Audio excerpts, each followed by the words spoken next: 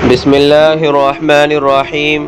قبرستان کے آداب نمبر 1، گاہے گاہے قبرستان جانا۔ آداب نمبر 2، قبرستان پہنچنے پر یہ دعا پڑھنا: السلام علیکم یا اہل القبور، یغفر اللہ لنا ولکم انتم سلفنا ونحن بالاثر۔ آداب نمبر 3، مردوں کو ایصال ثواب کرنا۔ قبرستان میں داخل ہوتے ہی تمام اموات کے لیے ایصال ثواب کا اہتمام کریں۔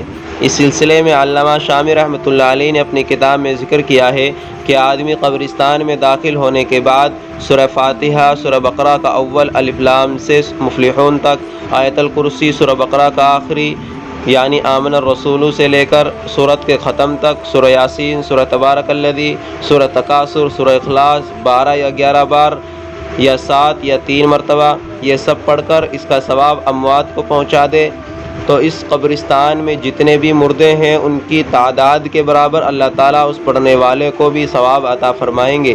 اس لیے جیسا موقع ہو اس کے مطابق پڑھے، اگر وقت ہے تو سب کے لیے الگ الگ ایصال ثواب کا بھی اہتمام کیا جائے۔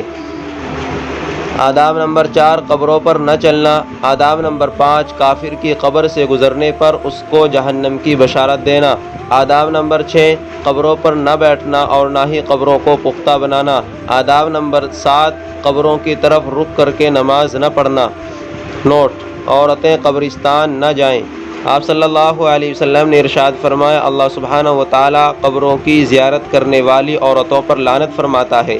وضاحت: بعض علماء نے اس کو حرام بتایا ہے، اس لیے کہ عام طور پر جب عورتیں کسی قبر پر جاتی ہیں تو اگر وہ کسی رشتہ دار کی قبر پر ہوئی تو نوحہ کریں گی، روئیں گی، دھوئیں گی، حالانکہ رونے دھونے سے منع کیا گیا ہے اور نوحہ حرام ہے، اور اگر اللہ کے کسی نیک بندے اور بزرگ کی قبر پر ہوگی تو بدعات میں مبتلا ہوں گی، اس سے حاجتیں مانگیں گی، اس لیے منع کیا گیا ہے کہ عورتوں کو قبرستان نہیں جانا چاہیے۔ اللہ تعالی ہم سب کو ان باتوں پر عمل کرنا آسان فرمائے اور بدعت و خرافات سے ہم سب کی حفاظت فرمائے۔ اللہ تعالی ہمارے تمام جو مرحومین ہیں تمام کی مغفرت فرمائے، سب کو جنت الفردوس میں اعلیٰ سے اعلیٰ مقام نصیب فرمائے، آمین۔